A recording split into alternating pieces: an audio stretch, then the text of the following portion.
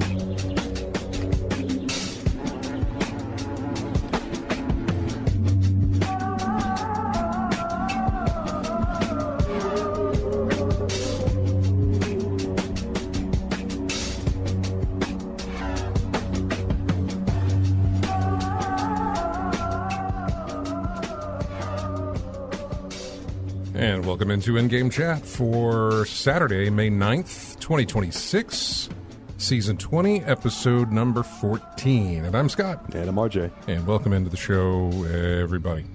If you would like to participate in the show, well, then join us in Twitch, join us in Discord. There's plenty of ways that you can get in touch with us, that you can join in the show, watch the show, listen to the show, whatever the case may be.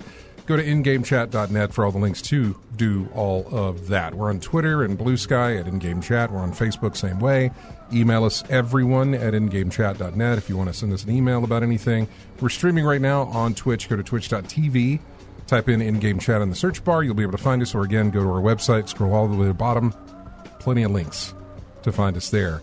And you can join us in the chat room for Twitch live while we broadcast. So, anyway. Welcome in once again, and do this sort of thing here. Let's kind of loosen this up. But I will do that later. I'm waiting for the day you do that thing upside down. Really? Yeah. I mean... It's bound to happen. I mean... But it's part of our charm. It still works. They do have ones they do upside down. Yeah. But regardless, there you go. Anyway, welcome to the show. So, week away for you, RJ. Yeah. What did you... Well, there's a lot of rhyming in there. Week away for RJ. What did you play for the first week of May? Well, I didn't get too much time playing, but I think one of the highlights of what I did get to play was GTA Online. I tried doing a Cayo Perico heist in game, which I haven't done for a while. But I was told there are ways to make the heist more difficult, which gets you more money. Yeah. In the process. So for the first time I was able to do it. I was able to get hold of the I'm in the process of trying to get the pink diamond, which is worth about 1.4 million in-game currency. But with all the extra stuff around the island, if I do it right, I can get about 1.7 million. So I can do that. And add some more to my in-game bank account. And the best thing part about it is I can do something else, work on some other things. By the time it's all said and done, I can do that heist again. The only thing is it's a lot of setup in order to do so. Yeah. You got to procure all the equipment, all your ways to get into the island, ways to survey the island. And are you on a time limit? There's a time limit of getting from Los Santos to Cayo Perico. If you don't fly your plane right, you're going to be running out of time. You lose the window to get to the island in time. So that's only really. But that clock only starts after a certain time. I think he gives you maybe 15, 20 minutes, maybe. But to get everything ready. To get everything ready for the flight to Cayo Perico. I think the time only shows up though when you have 5 minutes left. That's when it pops up. Kind of like what they do in Resident Evil. They give you the time limit. As soon as you do something, it says you got 5 minutes left. So same applies there. But after doing all that, after surveying the island, you come back and then you start prepping for the actual heist. And that's when you get all the equipment, all the pieces together, and getting all that stuff together. It's the missions aren't that difficult, except for some of the missions where you cause disruption for the guards on the island itself. Yeah. that in itself was a little bit of a hassle. But other than that, it's not that big of a deal. Not bad for a few hours worth of work. So other than that, still more Virtua Fighter. Still working on playing that properly. Didn't get to do the leagues this week because I was tied up with other things. But it's still a chance to practice, play online, get those AI matches going, and some ranked matches as well to get my rank up going through that as well. But a few games of MLB The Show 25, and outside of that, that's pretty much all I've been playing. Yeah, for me it's been Vampire Crawlers, man. Just nothing but Vampire Crawlers. Learning the combo system with it, and now going through and unlocking more characters and building up money, basically, is really the key to this thing. Now, if you want to unlock more cards, you need to go through and level up with certain characters, because each character comes with a card. They bring a card to the table, and once you play that card, once you have that card, I think, in your deck or have played that card, it then becomes something that can pop up anytime you're playing with anybody else. So each character has their own... I mean, they all have abilities and stuff, but they also come with their own cards. And those, like I said, those cards, when used, will then become available to you to use as well. So that's kind of what I've been doing, is just going back through previous levels with all these characters. Because for the most part, I was going through this game and was... When I found a character that worked, I just stuck with that character, and just kept going. Yeah. And I recently scored like 200,000 coins or something in a run, and was able to unlock a lot of stuff. And then it was like, okay, I think I need to, instead of working on money now, I need to work on unlocking these other cards and doing things with them. And I still haven't beat the game. I haven't progressed past whatever. I'm not sure exactly what level. I think I have 2 more to go. I have a stage that is just basically one level.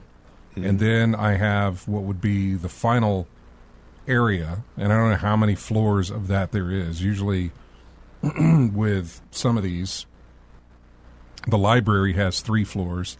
The milk refinery or whatever, a dairy refinery, I'm not sure what it is. It's a refinery, and that has 4 different levels. So you'll play, 5 stages in one of those levels, and then that'll unlock level 2. You do that one, 5 stages. That one unlocks there. So,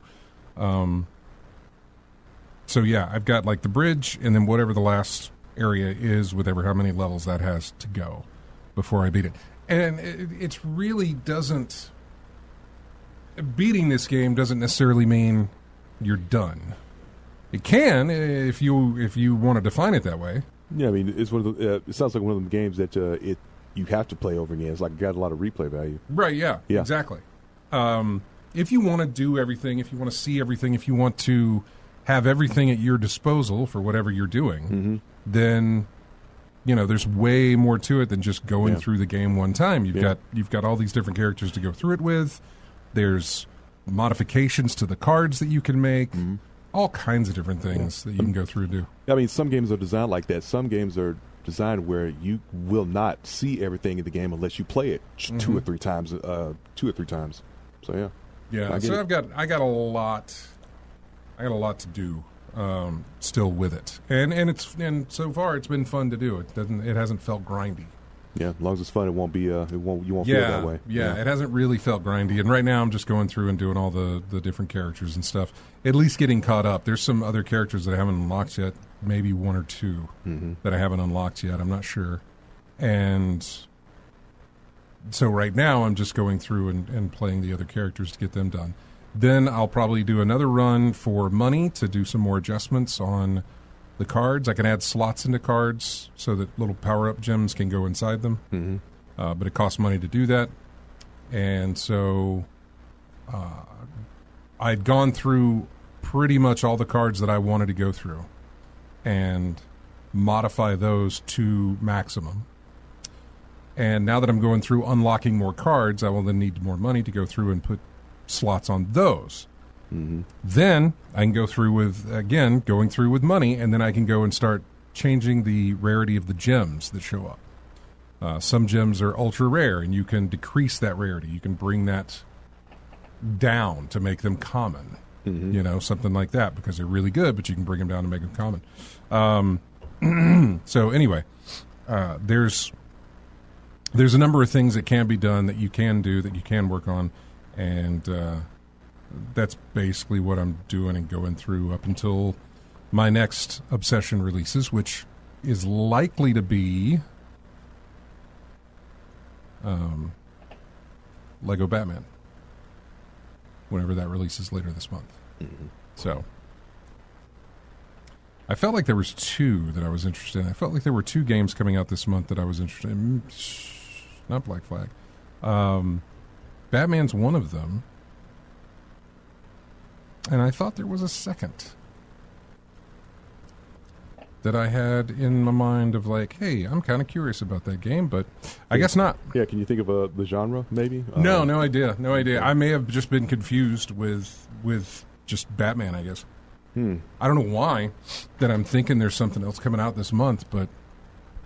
Yeah, I just pulled up a list of stuff coming up. Nothing really stands out. I'd have to look at my Steam wish list to see what's coming out. I see the Indiana Jones and the Great Circle for May 12th for the Switch. That's for the Switch, yeah. Yeah. Not anything I'm interested in. Let's see. None of them popping up here. That's it. Oh, wow, I'm not the signed 22nd, in. The 22nd of May is the Lego one you're talking about? Legacy of the Dark Knight? Lego yes, Batman? yes, Okay. that is correct. All right. That is correct. Wasn't 007 First Light, was it? That may have been it. That may have been it. Because that's the 27th. Yeah. That may have actually been it. I'm signing into Steam right now. That's probably the case. I'm down for that game, but I am not necessarily down day one for that game. Yeah, I think we've talked about it before, that a lot of games lately, the list of games that we're willing to pick up day one is just dwindling down rapidly.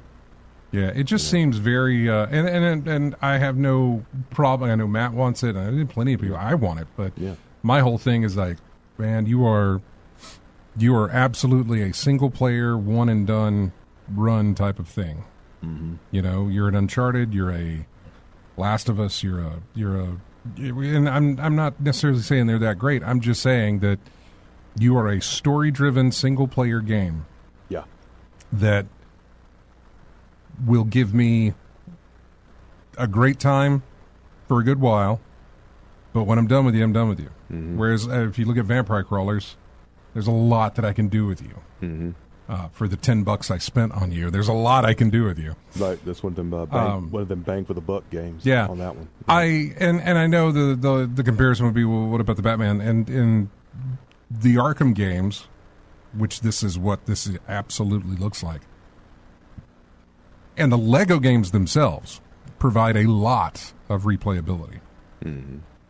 If this has any of that Lego DNA in it, which I believe it does, which is the amount of characters you can unlock, the amount of different ways you can play through the game, and that sort of thing. I think I'm good here, and maybe picking up day one. I don't know. Let's go with release. Let's sort by release date.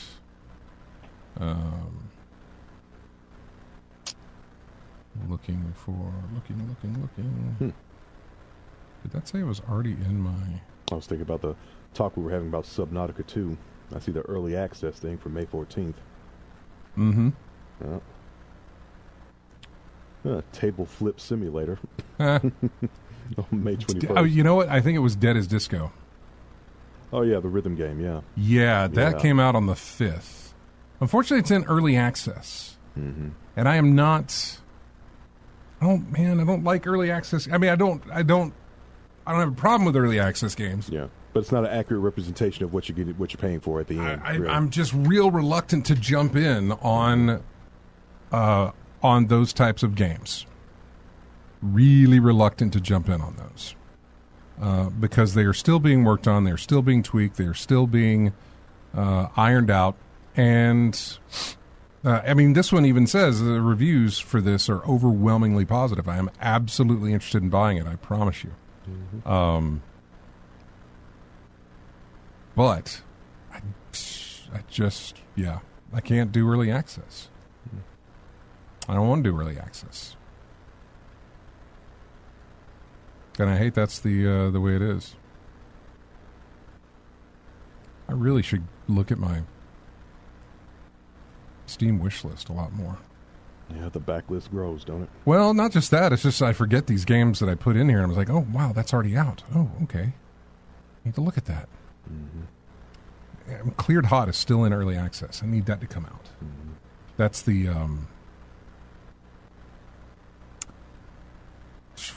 man, Nuclear Strike.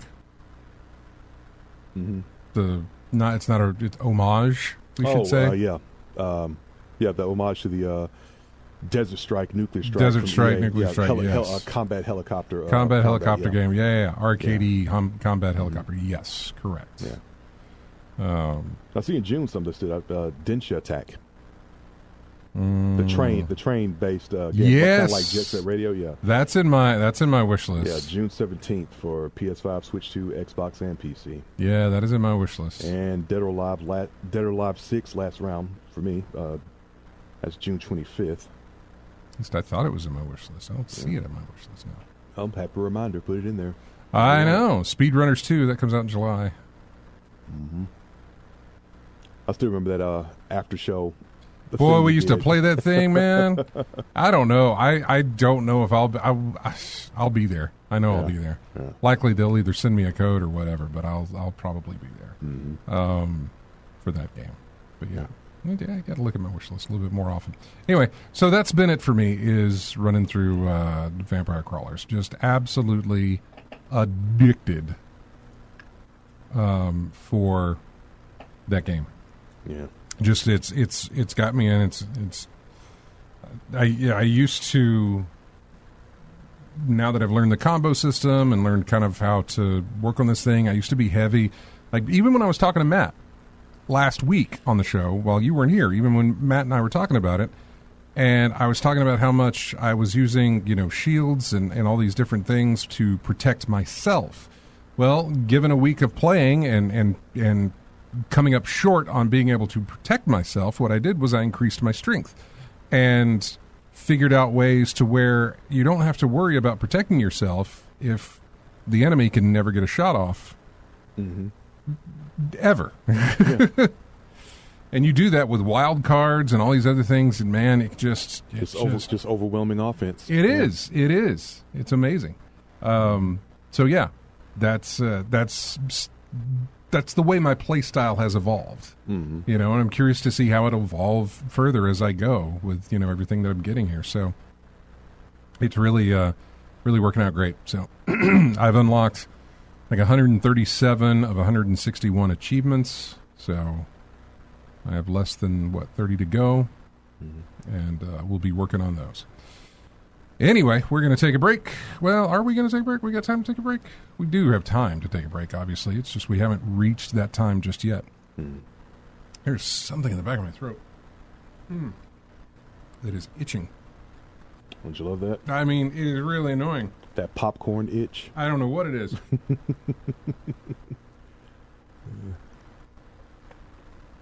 It's in the roof of my mouth and the back of my mouth. Yep. Anyway, that'll help. We have a lot of news to, I guess, go over. Oh, here's one I wanted to go over. I had it last week for you, but you weren't here for it. Yeah. The Sega Genesis Lego. Yeah. That's coming out. So, yeah. We talked about it a little bit. $40. That's not a bad deal. Oh, yeah. Not at all. Given the way Lego prices are these days. Watch it skyrocket. Well, no, it's very small. They do some comparisons. There's a little spiral notebook that ooh, Lord, that did not come out the way I was hoping it would come out. What happened there?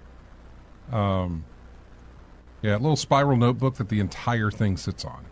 So, I mean, it's not one of your big releases.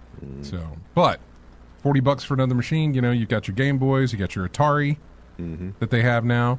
You've got the Nintendo with the TV set, the Sega Genesis, and if you want to count it, there's the Pac-Man. It's not the cabinet arcade, but it's like the bar top arcade Pac-Man. The really smaller one. Yeah. So you've got those as far as your video game replicas would go. I know that they have a massive amount of Mario and Sonic Lego sets. I'm mainly talking about the actual machines themselves as being Lego creations. So yeah, would be nice to get the entirety of those as they go. That Atari one was really nice looking. So was the Nintendo as well. So anyway, that was the one I wanted to tell you about. Yeah. 479 pieces, huh? Yeah. I mean, it looks really cool. Yeah. You can either do it as a Genesis or a Mega Drive. They have options with, I guess, how it builds to either be a Mega Drive or a Genesis. Yeah. So, yeah, there's plenty of other news to go over, and I just don't think we got much time here. I think we can hit it all in the next one. So, yeah, let's go to a break, and then when we come back, we'll jump into more news here for you. So, we'll be right back with more of In-Game Chat. Here is music from Mega Bonk, another one of those try to break me type games, you know, where it's like, let's do as much as we can to try and break the game. The name of this track is called Castle Bonknia. So I guess it has something to do with Castlevania, but anyway, we'll be right back with more of In-Game Chat after this.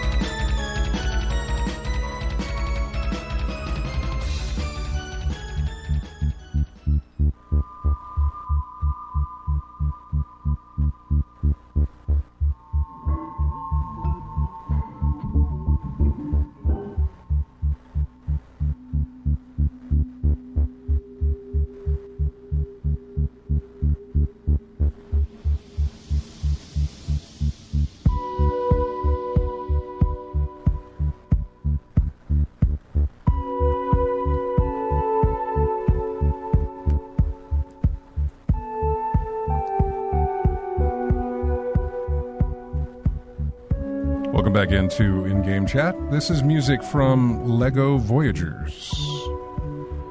Name of this track is called Fuses. It's a very chill type game.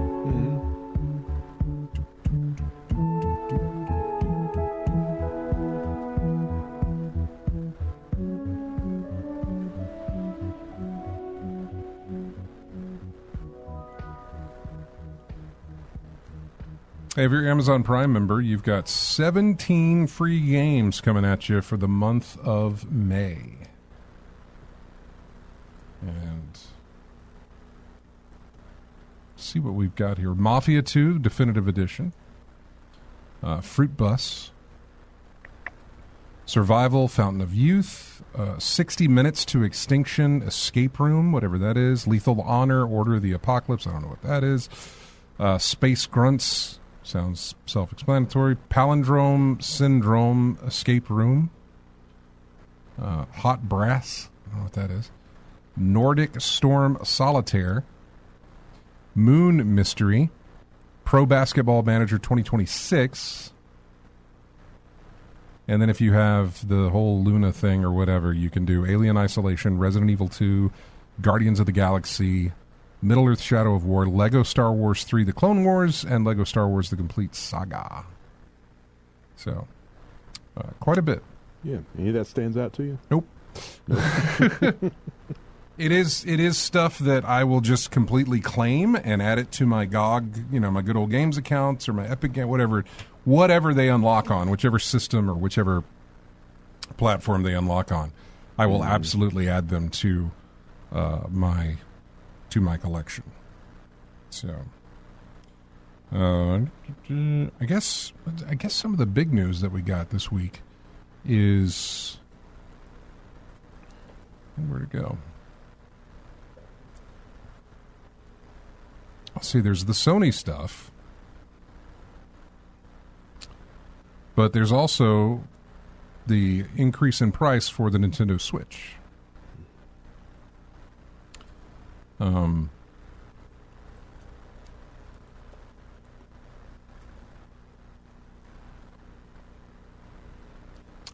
I believe it takes place September the 1st, but there will be a global price increase for the Switch 2.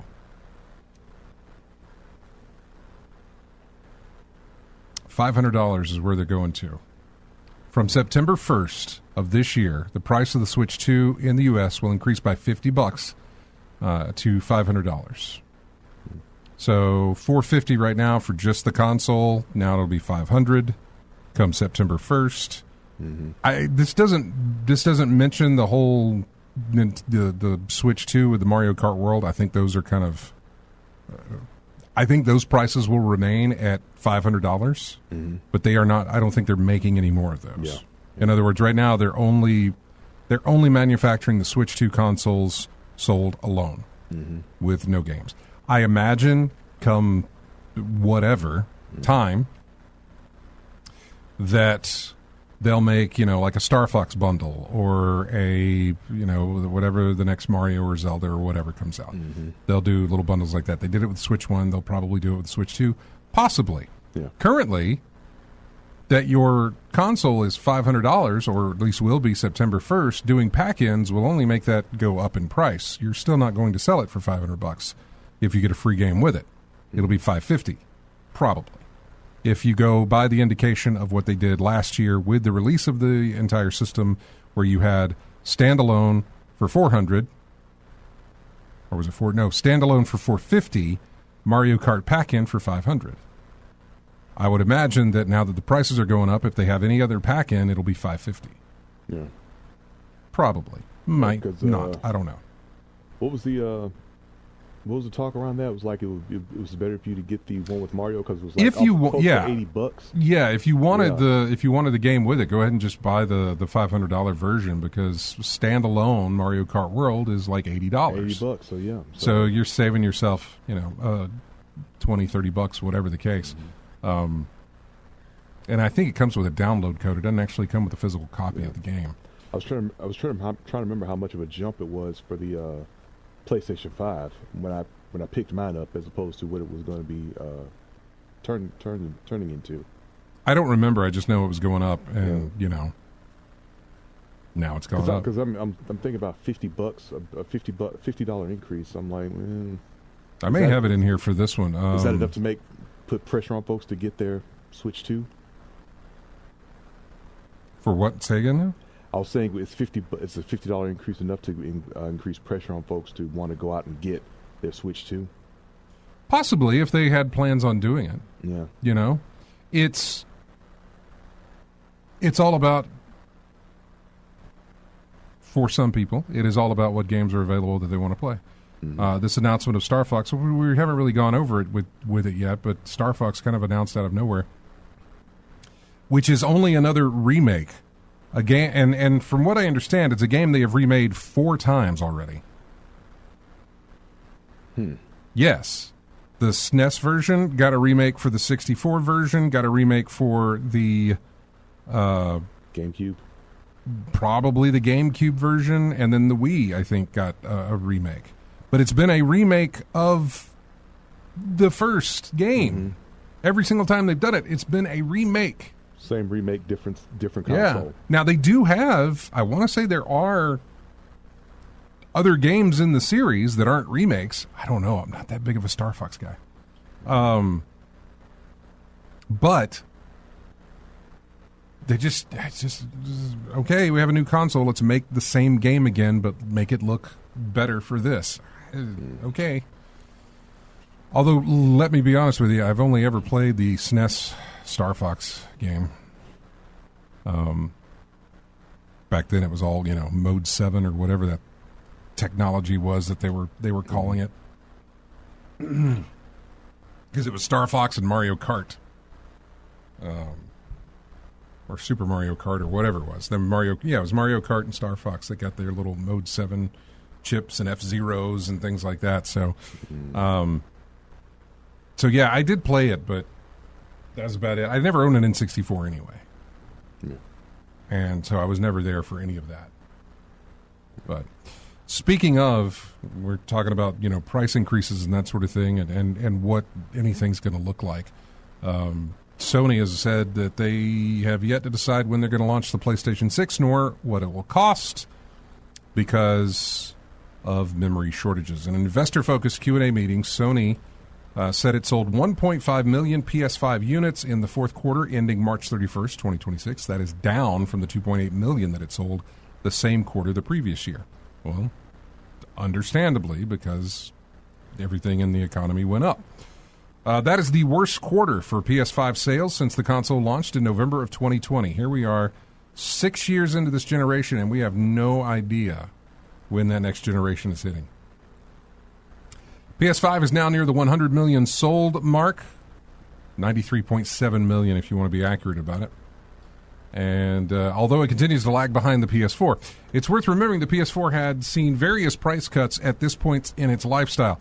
Understand that if you measure the lifespan of the PS5 or the Xbox at this point to any previous lifespans of the previous generations, once you get to this point in their life, the price on it is lower, less. Yeah. Console sells more when it don't cost so much. But here, with both Sony and Microsoft, their current gen systems have increased in price, which means the sales are lower and not higher. I know this sounds like it's, duh type thing, you know what I mean? Yeah. Like, I know that's easy to understand. But I'm more saying it in the surprising fact of this is the first time that I can ever remember where both companies, the consoles, have increased, and now Nintendo has increased their price too. Yeah. So we're 6 years into a generation, at least for Sony and Microsoft, we're now increasing the price of these these consoles, and not lowering the price. Yeah. You would think by now you would. You would think by now they would be making the slim versions or whatever, all kinds of different versions, but they're not doing that because the price is increasing. Anything you make new is not going to match the price of the value of what at least consumers would think it would be, because you can't sell it for less because of how much it costs to make them now. Because of the situation we're in with AI. Yeah. Time for me to whine again about AI. Let's see. The various making a compelling casual purchase. This generation, however, that has swung the other way. Sony raised the price by $100 in the U.S. earlier this year, making it even more expensive to buy a new console. All of this comes as the PS5 nears its 6th birthday. And with the launch of guaranteed system seller GTA 6 in November getting ever closer, it's expected to drive a surge of hardware sales despite recent price increases. The question for Sony and Microsoft is whether they can capitalize on GTA 6's launch by having enough consoles to meet demand. Sony's projections for the PS5 in the current financial year are based on the volume of memory it can secure at reasonable prices. Sony, it seems, does not expect a big GTA 6 bump, forecasting annual sales at its gaming business down 6% due to lower hardware sales. However, it expects gaming profit to rise 30% due to higher first-party software sales and the absence of a huge impairment loss. Oh, yeah, we got to get into that. The whole Bungie and Sony thing. They had a loss of an impairment loss that it recorded against Marathon developer Bungie. We'll get into that probably in the next segment. The Wolverine game, which is due out this financial year, should make a significant contribution to Sony's performance. Sony said its profit forecast incorporates investments incorporates investment in its next-generation platform, which we can expect to be the PS6, but we don't know when. Said various factors were impacting the cost of consoles, but insisted that Sony has enough materials to see it through the rest of this year. It's still working out what to do with PS6 because memory prices are expected to remain high during the 2027 financial year. Demand for PlayStation gaming remains strong, the president said, with a growing number of active users on the platform, so the company has a certain amount of breathing room before it has to introduce the next console. The most interesting line from the Q&A was perhaps the suggestion that Sony is looking at new business models and products to deal with the memory situation. It's hard to know what that could involve, but it's worth noting that Sony is heavily rumored to be working on a cheaper handheld PlayStation 6. That's not something I've read. First time I've seen that. It's also worth noting recent reports that Sony may have to delay the release of the PS6 to 2028 or 2029 because of the chip crisis. We just don't know. Rising memory prices will not impact short-term performance thanks to Sony's existing inventory, said an analyst. However, he noted that increased memory costs could become an issue for Sony in the next fiscal year, which would end March of next year, saying that Sony might pass future cost increases on to consumers.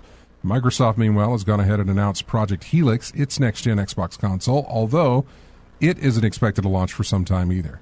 Yeah, both of them had said, basically both companies are like, yes, there will be a PlayStation 6, there will be a new Xbox. We don't know when. We don't know for how much, but we know there will be one.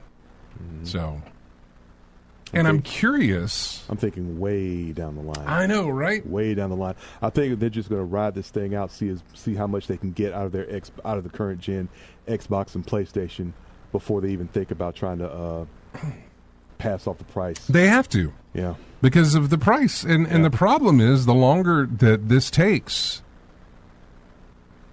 the higher that price has got to be. Mm-hmm. Depending. Like if the bubble burst on AI, then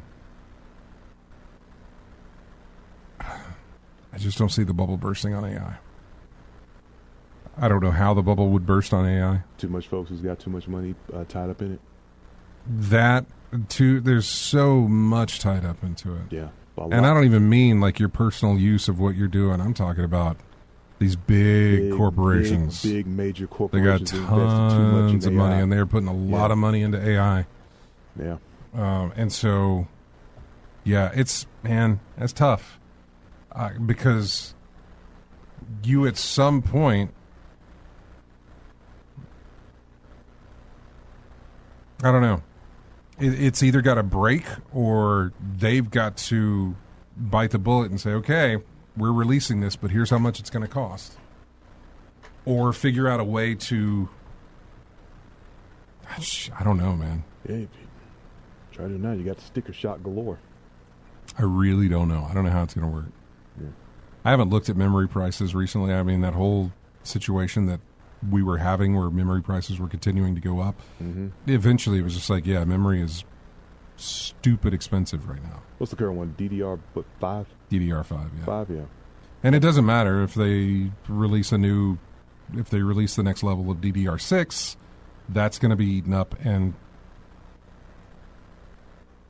be scarce and expensive. I was thinking about it because you know how I build PCs. I don't have to have top of the line. I just have to have significantly functioning better. Well, the problem is that DDR5 being eaten up right now by all that means that DDR4 is starting to increase in price as well because people are like, I can't find it, it's too expensive, so I'll go with something, like you, where it's like it doesn't need to be top of the line. Other people are doing the same, which is increasing the price of the DDR4 versions. It is, I saw a Reddit thread. I was just scrolling through Reddit, and it says, what hobby is no longer affordable because of the economy? And, people went into, like, Pokemon cards, I guess because of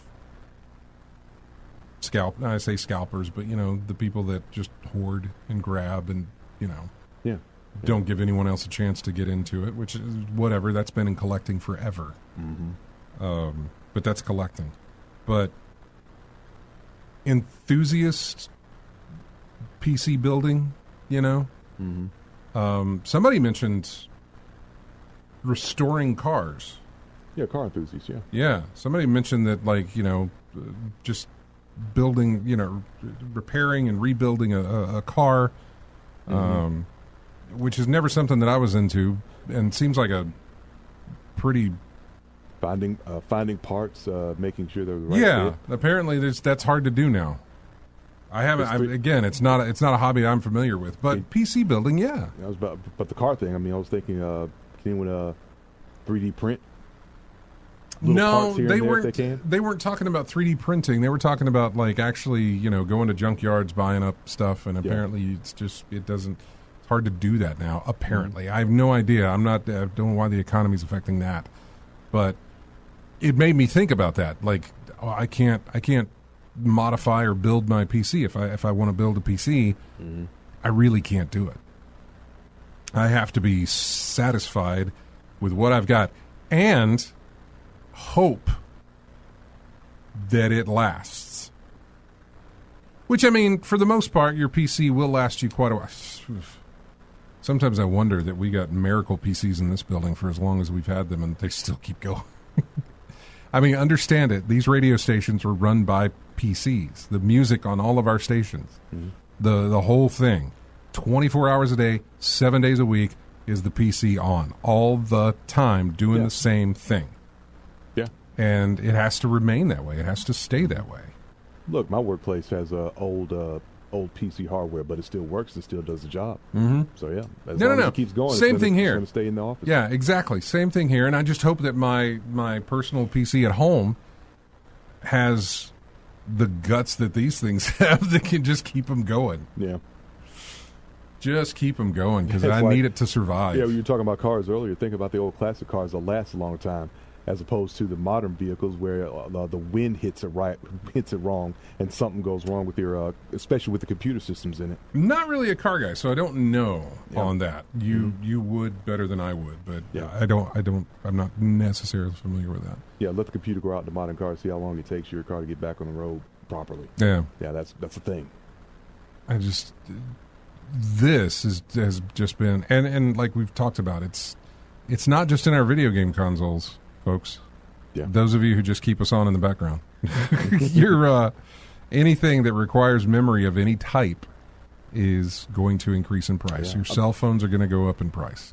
Your laptops you want to buy are going to go up in price. Your car purchases are going to go up in price, although they probably already are, because of the memory that goes in them. Anything that takes memory, and it's almost everything that is electronic, is going to go up in price because of this. And you have AI to thank for that. Yeah, and I think about my old consoles that still work. My Sega Genesis, my Dreamcast, still works. You know, just the Genesis, just make sure there's no dust on the contacts before you put it in the system and let it go. Well, my deck.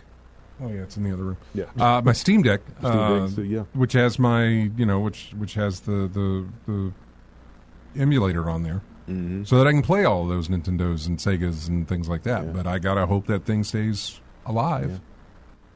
Yeah. Which reminds me, I need to start looking for the CD lasers for the Dreamcast, because I had mine replaced before. Before when it went down, it was because the laser was out, and I just had that thing replaced. And it's been a while, but baby, if there's any more out there, I need to look around and find out and see. eBay, I would say. Yeah. Speaking of eBay, we got a little time to go over this. GameStop, the CEO of GameStop, Ryan something or another. I know his name's Ryan Cohen.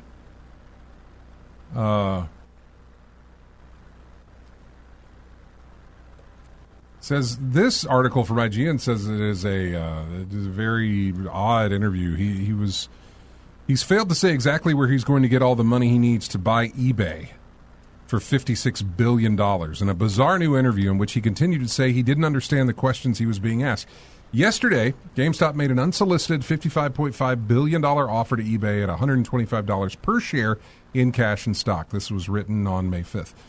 Cohen, who had become CEO of the combined company, should the deal go through, told the Wall Street Journal he wants to make eBay a legit competitor to Amazon. You want to take on Amazon? Okay. As he bids to grow his business beyond games and collectibles and hit a $35 billion payout in the process. GameStop said the cash part of the offer is expected to be funded from a combination of cash and liquid investments on GameStop's balance sheet, which totaled $9.4 billion as of January 31st of this year. And third-party acquisition financing would go along with that, with up to $20 billion in debt financing from TD Securities. GameStop's currently valued at $10 billion. Cohen is looking at a $16 billion shortfall. So you'd imagine that he'd have a clear plan for that $16 billion. But in an interview on CNBC, Cohen repeatedly refused to say where the money would come from, insisting he didn't understand the line of questioning and repeatedly pointing to the GameStop website. I'm quoting him here, which honestly I should have just brought up video of this. Quoting him, says, "It's on our website. It's half cash, half stock, but the details are on our website," he replied when he was asked to make the math work. When the shortfall was broken down in plain terms, all Cohen could reply was, "We'll see what happens." The interviewer, clearly struggling to work out how to get Cohen to detail his plan, asked plainly where the rest of the money would come from. He repeated, "It's half cash, half stock." At this point, one of the co-presenters came in to repeat the question, "Where is the rest of the money going to come from?" Cohen offered, "I don't understand your question. We're offering half cash, half stock, and we have the ability to issue stock in order to get the deal done, but the full details of the offer are on our website." That suggests that the proposed deal could require significant share insurances and massively dilute existing shareholders. Cohen was then asked one last time for more insight because he was on air. He replied, repeating himself, "I don't understand your question." Moving on, he was asked how GameStop could make eBay a legit competitor to Amazon. Here's his reply. There's an opportunity to build a much larger business, to make the business much more efficient, and to accelerate revenue growth. eBay is a very strong business. GameStop, very difficult business. Should have been bankrupt multiple times over. And it's doing okay. It's making a few bucks. eBay is in a very, very strong position, but it could be in a much stronger position, and it could be a much larger business than it currently is. And that's where the interview ends, leaving us basically where we started. The Wall Street Journal has said Cohen may turn to Middle Eastern sovereign wealth funds to plug the money gap, but he failed to suggest that would be the case in the interview because it's on our website. Will eBay go for the deal? The auction website told IGN it had no discussions with or outreach from GameStop prior to receiving the proposal, but it said its board of directors, in consultation with its financial and legal advisors, will carefully review and consider the unsolicited proposal to determine the course of action that it believes is in the best interest of the company and all eBay shareholders. Read that again. Best interest of the company and all eBay shareholders. Not the customers. Not the best interest of the people who currently use our business. Oh, you're asking for too much at that point. Yeah. Some people, that's all they do. Some people just, they sell stuff on eBay, and that's how they do it. Yeah. I remember, and I don't know if they still exist, but I remember there was a time when there were little stores that you could walk into, and they would sell your stuff on eBay. They would do all the stuff for you. Mm-hmm. You know, you'd get a cut of it or whatever, but they would do all the legwork to get that done. Yeah. So,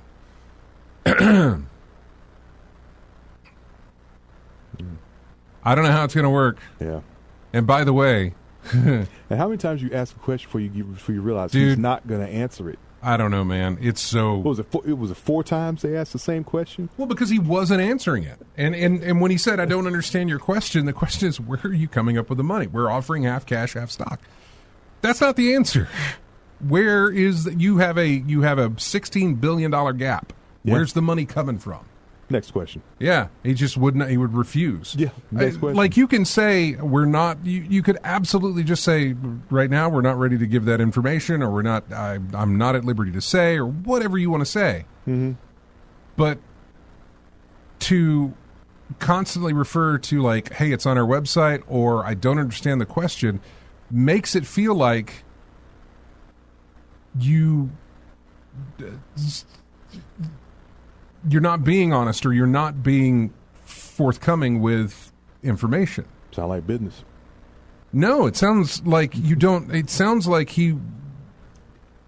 Seriously, if I could, some shady business is about to be going on. yeah, if he maybe wants to do it. If I could pull up the interview, which I probably could, but I really don't want to stay on this very long at all. Yeah. Not that he sounds like he's on drugs, but it sounded like something was completely wrong. Mm-hmm. Like he was. I don't know. First off, it's it's just weird that they want to buy eBay together. But anyway, something else came up.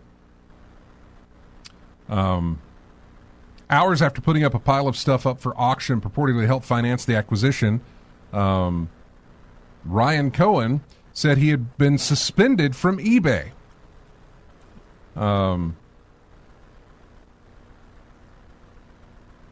GameStop announced its intent to acquire eBay on May 3rd, doing the half cash, half stock option. They don't actually have the $56 billion. Even with the $20 billion in proposed financing from TD, they'd still be 16 short. That led to a bizarre interview on CNBC where he would refuse to answer where the rest of the money was coming from.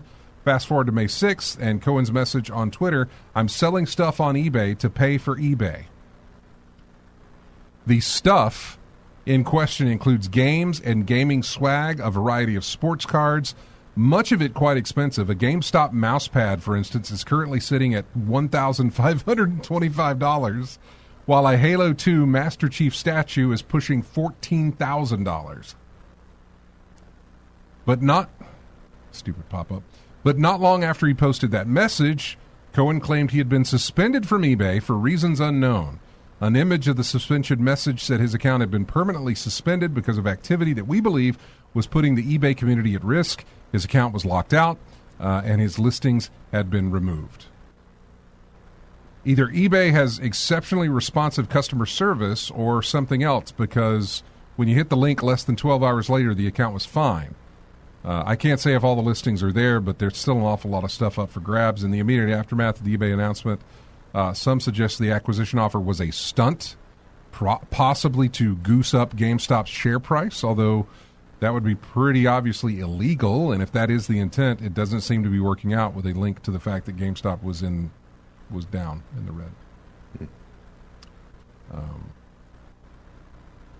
Yeah, anyway, interesting things going on with GameStop and eBay, and I don't know what'll ever happen with it, but it's dumb. It's coming across as dumb. So, oh, hey, we had people show up in the chat room there. Okay. I have, wow, you guys blew it up. I haven't been looking. Okay, I will do that during this break, and when I come back, I will address the chat room there. And then we'll move on to whatever's next. I got music here from, I couldn't believe I picked this, but there was music for it. And I thought, all right, fine.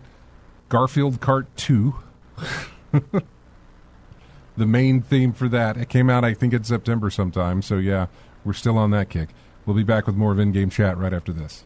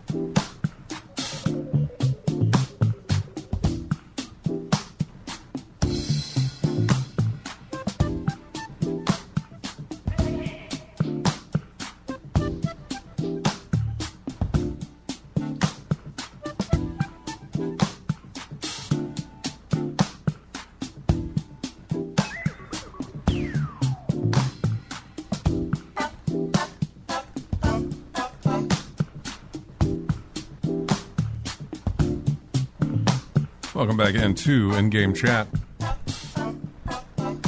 Very strange music here for a very strange game. A game called Henry Halfhead. The name of the track's called Playing. Anything like Decap Attack? I have no idea.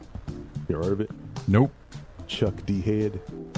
No, I've not heard of it. Okay. I have no idea. I don't know what that is. Or what this is. Huh? Henry Halfhead. Henry Halfhead. Yeah. If I'm remembering right, Chuck D Head was I think he used his head as a weapon. It was his projectile. He took his head off and threw it. Oh, okay. Yeah. I wonder if that I don't think I've seen images of the game, but I think Dynamite Heady may have been something like that or something else. A lot of games where the protagonists use their head as a weapon. Bonk's Adventure. Yep. Remember that one? Yep. Yeah. Anyway, welcome back. I went through the chat room. God, you guys were going nuts with stuff there. And Thar was talking about, Brian mentioned Seventh Guest remaster that comes out June 4th. Seventh Guest is one of the earliest games I ever played. Let me take that back. PC games. One of the earliest PC games, obviously, that I ever played and that a lot of people, at least my age, had ever played was Wolf 3D.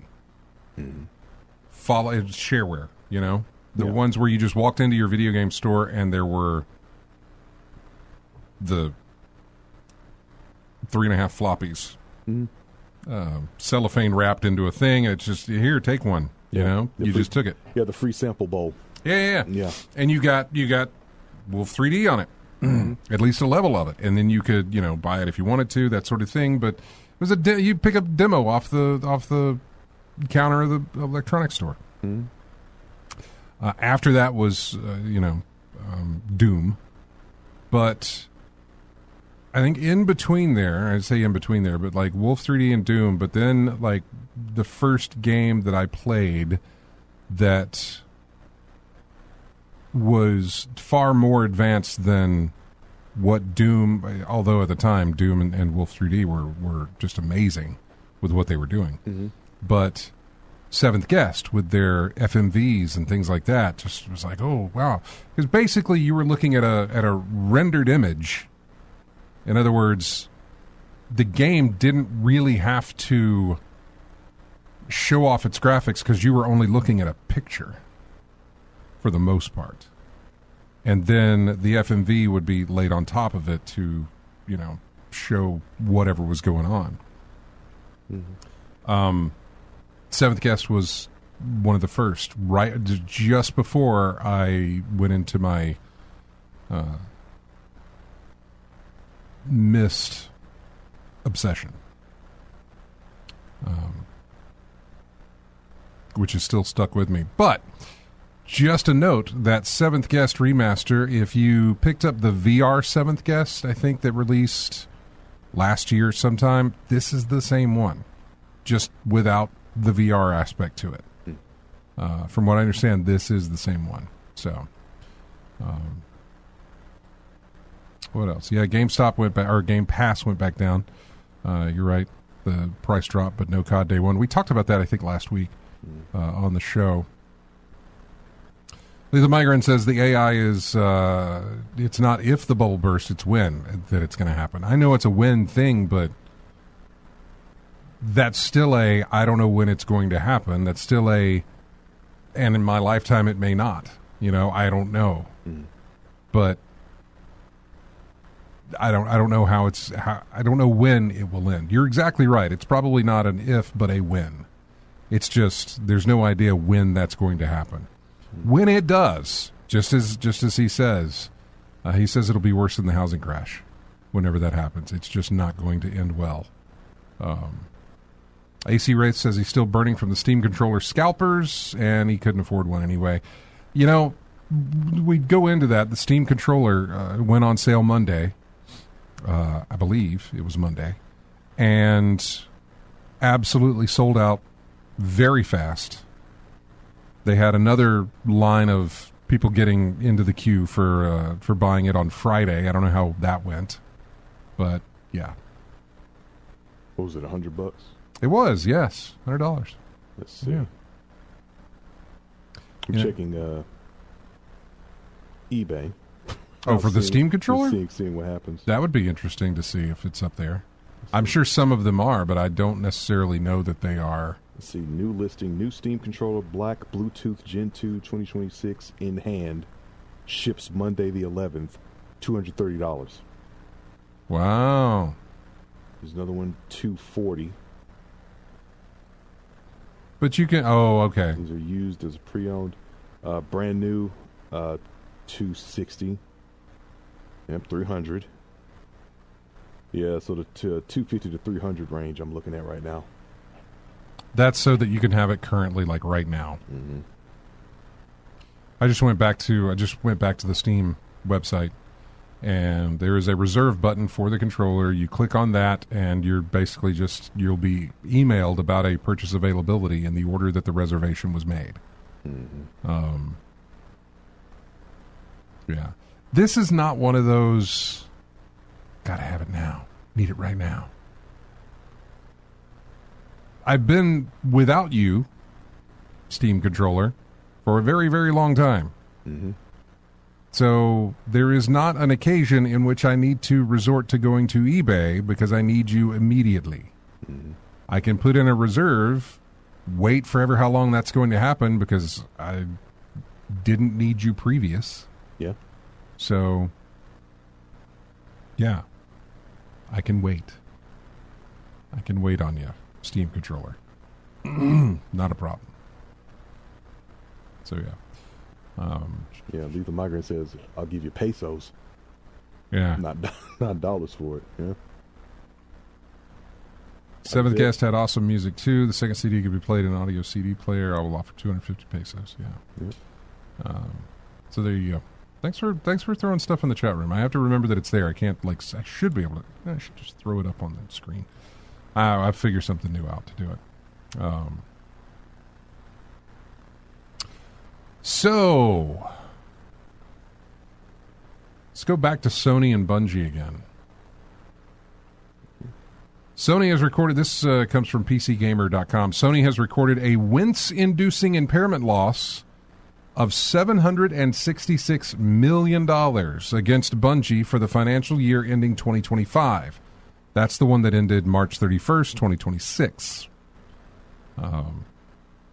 In financial results released this week, Sony announced that following a $201 million impairment loss against Bungie recorded in the second quarter of fiscal year 2025, it had recorded an additional $566 million impairment loss in the final quarter of the 2025 financial year. That's a $766 billion loss. No, I'm sorry, $766 million loss overall. So you about to close the company down, aren't you? Well, they have it here in yen, and that's 120 billion yen.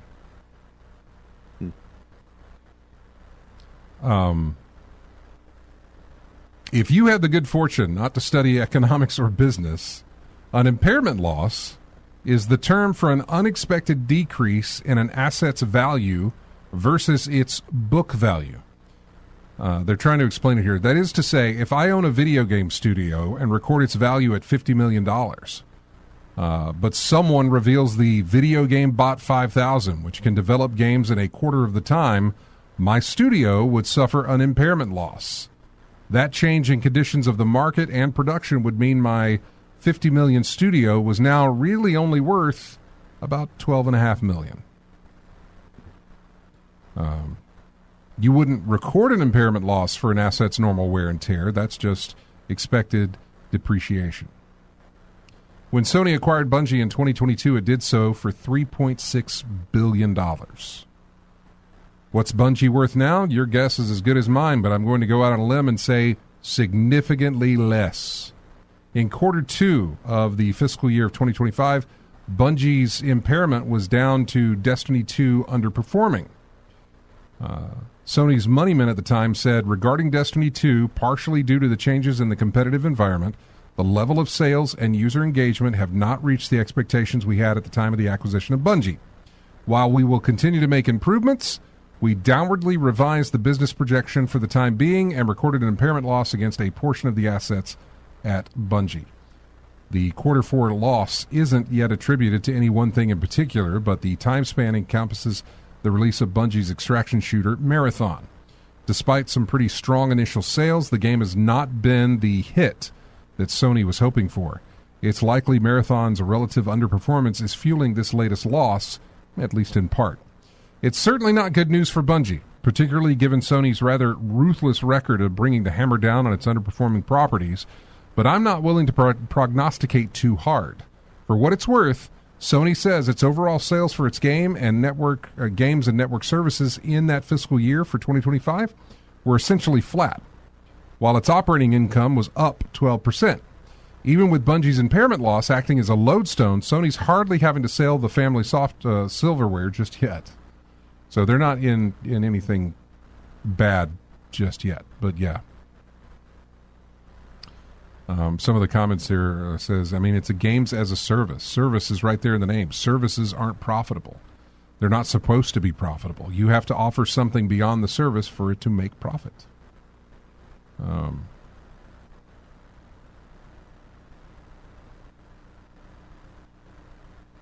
Yeah, I don't know.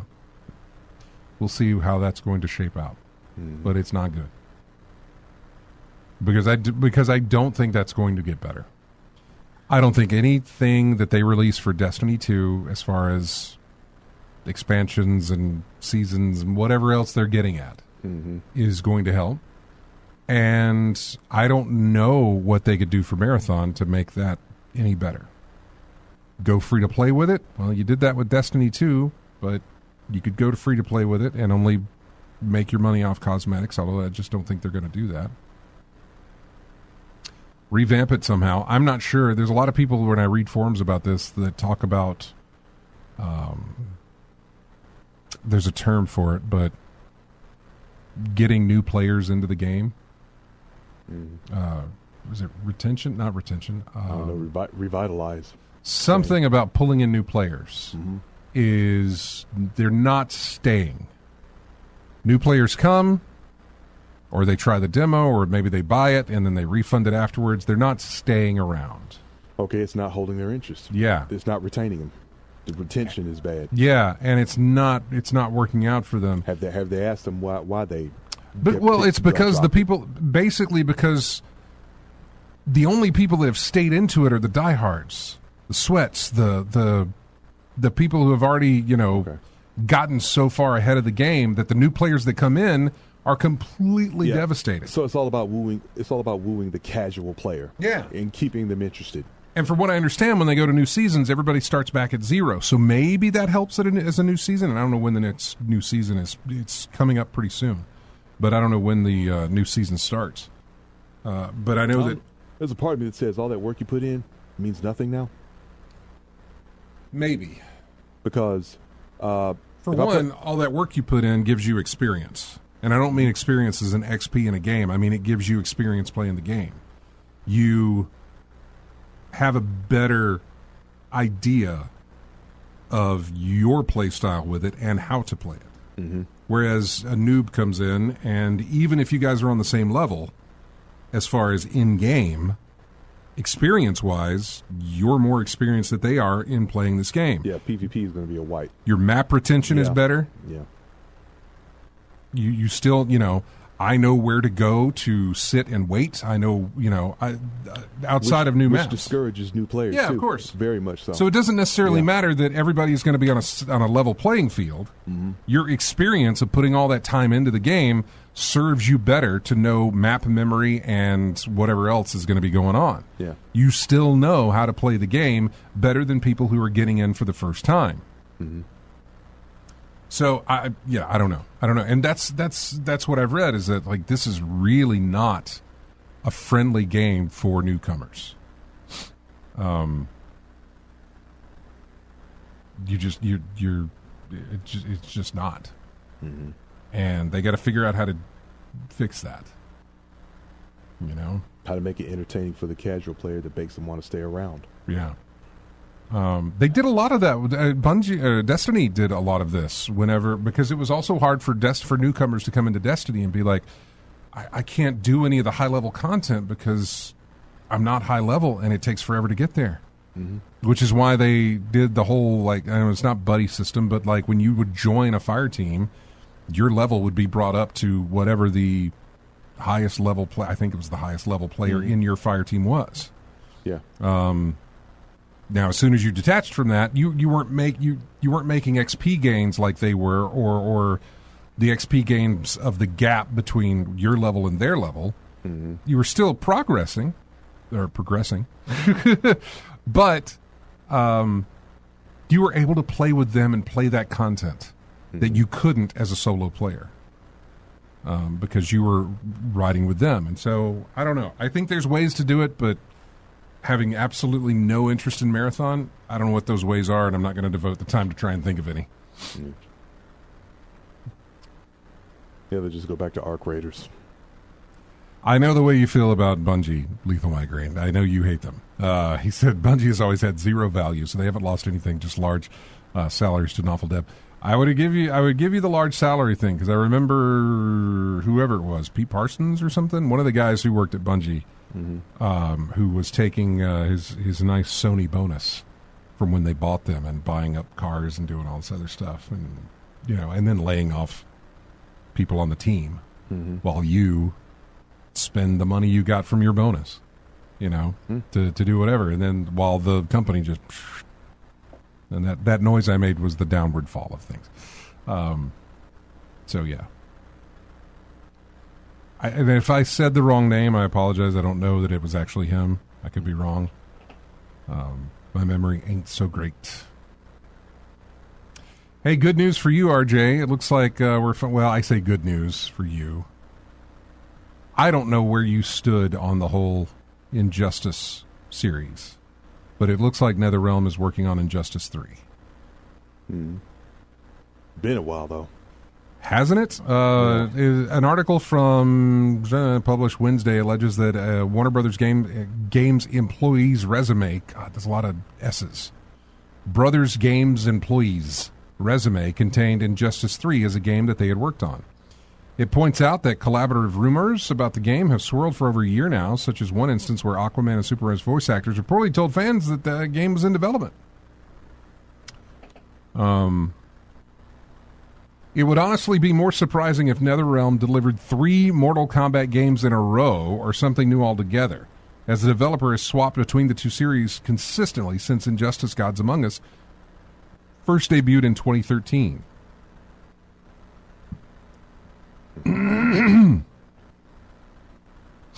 So yeah, I kind of agree with him in that, is that it just seems like it's due. So, and it was Pete Parsons. Okay, who did that? Yeah.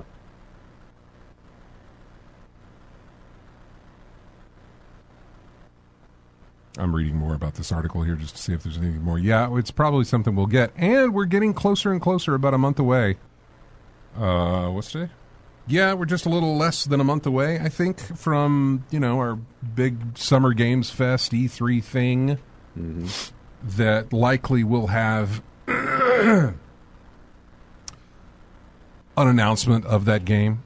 Yeah. When was the last Mortal Kombat game? Mortal Kombat 1 was when? Mortal Kombat 1? Was it 1 or was it 11?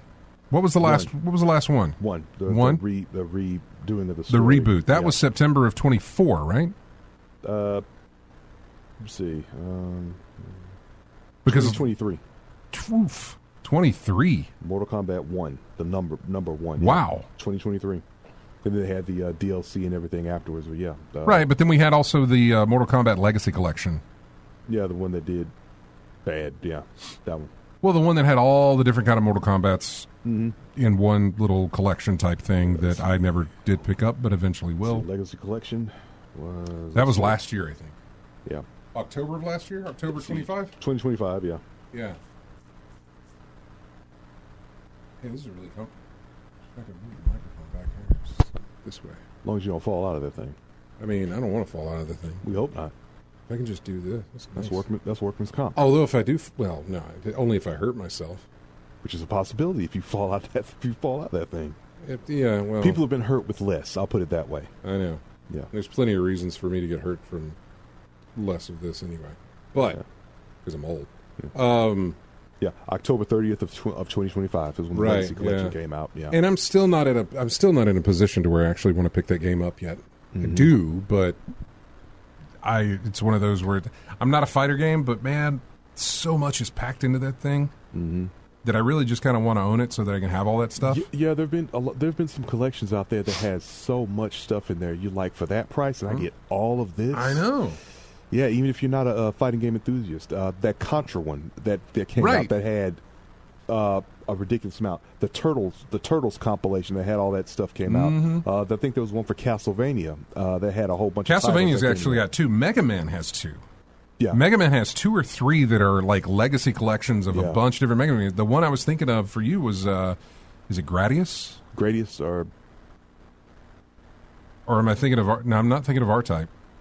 R-Type is one of the ones I play a lot of. I know, but Gradius, whatever it is, they have a collection that includes like a rare copy of one version of one of the games, but it has a whole legacy of all these different games. Yeah, that title that was only released in Japan or something like that. Yeah. Like that. Yeah. I actually enjoy the collections, although it's I say this, but I have them on my Steam Deck for the emulation. So I could go back and play all of those, but I don't know. It's something about playing on a new system, I guess, or having them all in like a one bundle type thing. Yeah. So, yeah.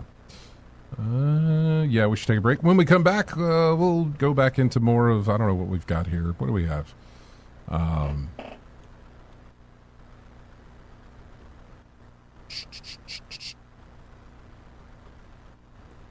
We got the World Video Game Hall of Fame inductees that we can talk about. And there's some other things in there as well. So just stick around. We got 30 minutes of more show to go. Here is music from Little Witch in the Woods. This is the temple theme from that game. We'll be back with more of In-Game Chat right after this.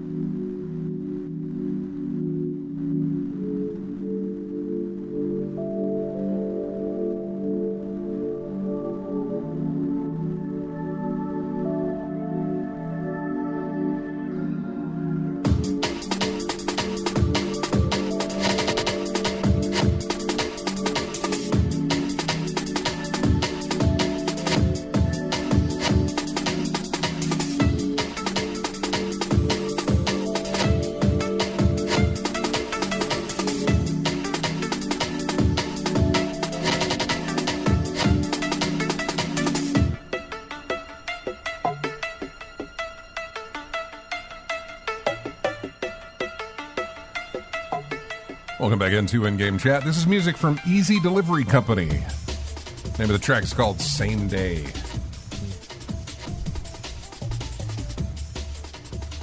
Welcome back in. Those first few moments I was thinking about Ridge Racer. Oh, yeah. No, it's good. You know what? Yeah. No, that's... Yep. That makes sense.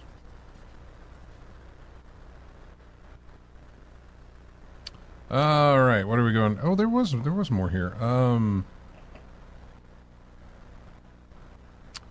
The actual Star Fox remake is Star Fox 64.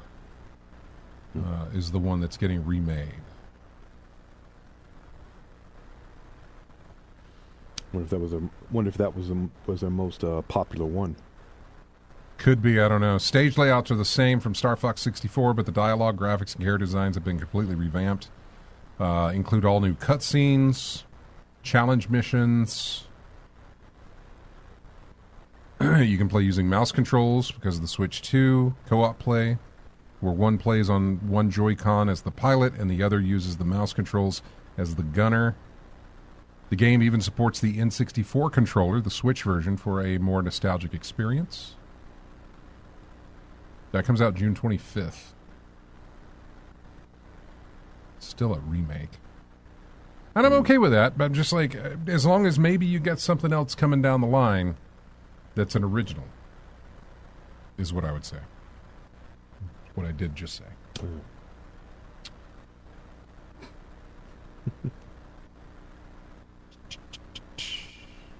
Where did I just learned something new. Video Game Hall of Fame thing go?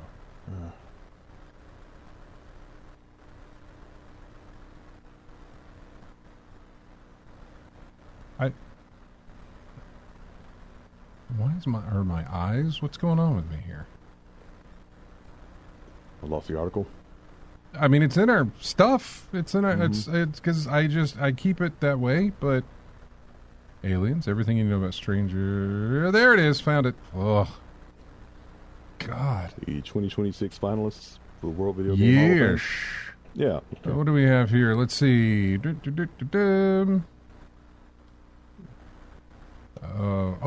Frogger was okay. So these didn't make it. Frogger, Galaga, Mega Man, Parappa the Rapper, RuneScape, League of Legends, Skyrim. Those did not make the Video Game Hall of Fame. But the ones that did... Oh, come on, pop up, go away. The ones that did make it were Angry Birds, Dragon Quest, FIFA International Soccer, and Silent Hill.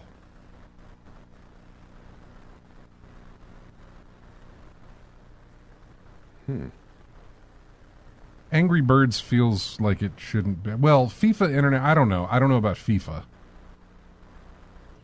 The only reason I say that is because I'm guessing that was maybe the first one that was done. Ever how long ago? But I'm not so sure about that being that. But I'm not a sports gamer, so. Well, bear in mind that that's the impact of soccer in America as opposed to the rest of the world. This is the world. This might be a world selling. Yeah, this is the thing. World Video Game Hall of Fame. So FIFA being in there, sure. Angry Birds, I get the significance of it, but man, the fact that Frogger isn't in there or Galaga, you got to have your classics, man. I can't tell you a single classic that's in there. Maybe Dragon Quest, maybe. But when you compare that to Frogger or Galaga, or even Mega Man. What's the average age of the voters on this thing? Oh, I don't know, dude. I'm not deep diving that far into it to understand what's going on. Because I'm wondering if any of them played Frogger. I mean you have. I don't know how let's see, hang on. Last year's inductees were the Williams Arcade Classic Defender, Quake, Tamagotchi, GoldenEye 07. The World Video Game Hall of Fame was established in 2015. Anyone may nominate a game to the World Video Game Hall of Fame, though final selections are made on the advice of journalists, scholars, and other individuals familiar with the history of the medium. So, you know. Yeah, but did they play them? Who knows? Just like award. That's what I'm concerned about. Did they play them? Just like award shows. Come next week, I won't even remember any of this. So it's like I'm not gonna get too upset over it. We had that Stranger Than Heaven deep dive take place, which I totally forgot it was even happening. And so what did we find out? Everything you need to know. The name Yakuza 0 already got used for the series prequel that was set in the 80s, but Stranger Than Heaven precedes even that. It's the origin story of the Tojo clan. The Yakuza series' central analog to real Japanese crime families and its fictional founder, Makoto. The story follows Makoto for 50 years as he leaves behind his mixed heritage in America, becoming a notorious gang member and showman in Japan alongside his good friend Yu Shinjo, which I could be mispronouncing. Makoto fights to carve out a place for the people with nowhere else to go. What's the release date? this winter is all they're saying. Which there's winter is a season that spans, unlike other seasons, winter crosses years. Winter starts in one year and ends in the next. Yeah. So to say it's this winter doesn't necessarily mean this year. It gives them room to work with. Of course it does, yeah. that's You what could it's have a for. release in February of 27. But we don't know yet, Yeah, when it's ready. basically. We think. That's how that works. I don't recognize any of the people who are involved in this. And I was trying to see if there was any other things. It gives you some locations and some years. 1915, 1929, 43, 51, and then 65. What's been initially revealed about Stranger Than Heaven makes it look a lot more straight up drama than the dramedy of the mainline Yakuza series. So far, there don't appear to be outlandish combat moves. Well, no more so than punching matches in the bed of a speeding truck are inherently. I don't know what that means. What's the music stuff about? Makoto has a knack for singing, which is part of how he winds up collected talented performers as a showman duo. He can also take inspiration from sounds he hears around town, remembering that thing in Yakuza 3 where he would whip out his flip phone camera to snap revelations for new abilities. It's kind of like that, but less goofy.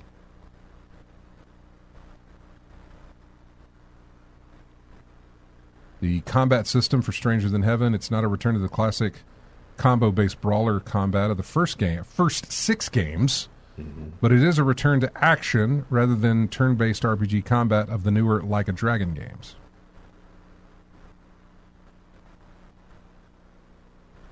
There's mini-games and side quests and possibly karaoke in there. Okay. I'll have to watch that. I forgot to watch it. I forgot it was even on. Or that it was coming around, the Stranger Than Heaven deep dive that they did.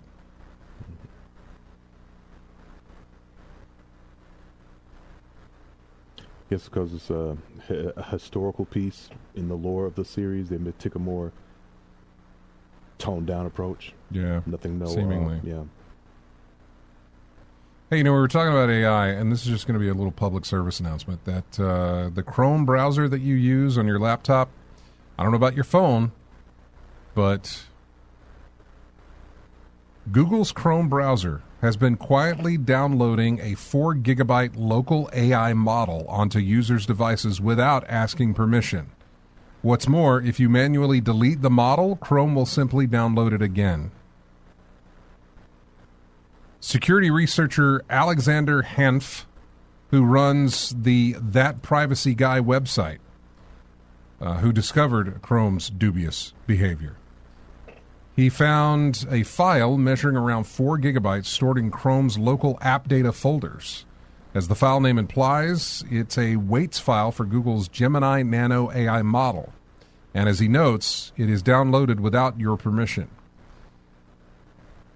Chrome did not ask. Chrome does not service it. If the user deletes it, Chrome re-downloads it. As he explains, Chrome uses it to power features Google has marketed under names like Help Me Write, on-device scam detection, and other AI-assisted browser functions. Regarding the permissions issue, there is no explicit checkbox in Chrome settings for the model download. It's part of Chrome's broader AI functionality, which is enabled by default where present. This is where things get a little tricky. By Google's own admission, AI features are enabled according to the capabilities of a given device. I understand at least 16 gigs of memory is required, for instance. However, a poll of the PC Gamer Massif revealed very mixed results. Most of us do not have the file, even on devices that likely meet the hardware requirements, while some of us have no sign of AI functions and features at all. Google's response to the report reveals that this has been going on for some time. Indeed, back in February, Google says it added an option in Chrome settings to disable AI features, which in turn will prevent the model from being downloaded. Long story short, it seems that Google has been rolling out this functionality to a limited subset of Chrome users with machines that meet the hardware requirements. How many isn't known, and it isn't just one of several elements that lack transparency.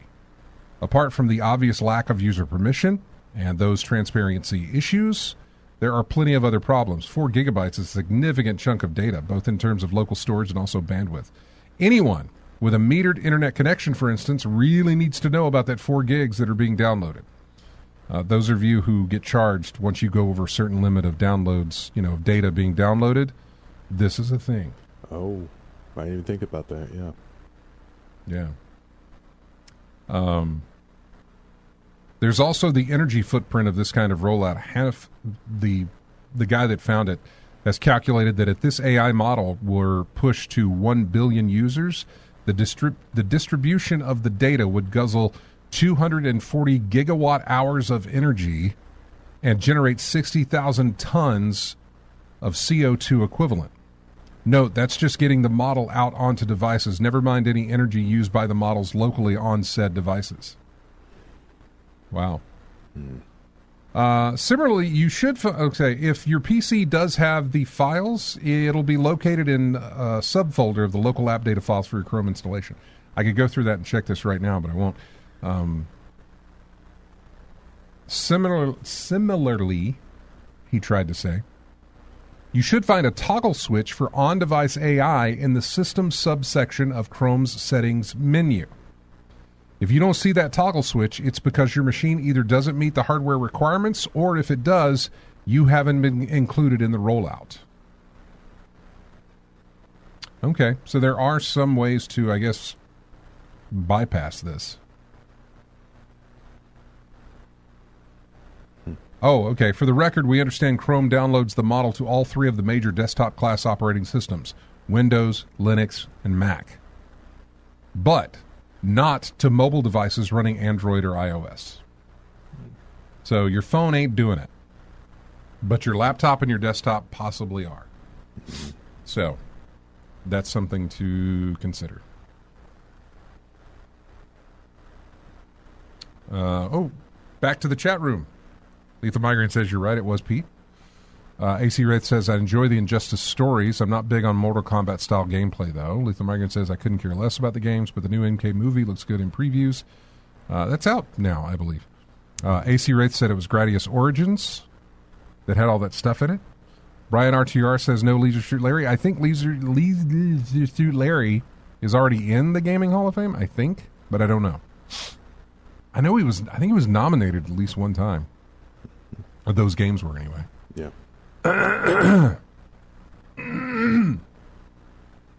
AC Wraith says, I love Williams games. I suck at most of them, but I love them.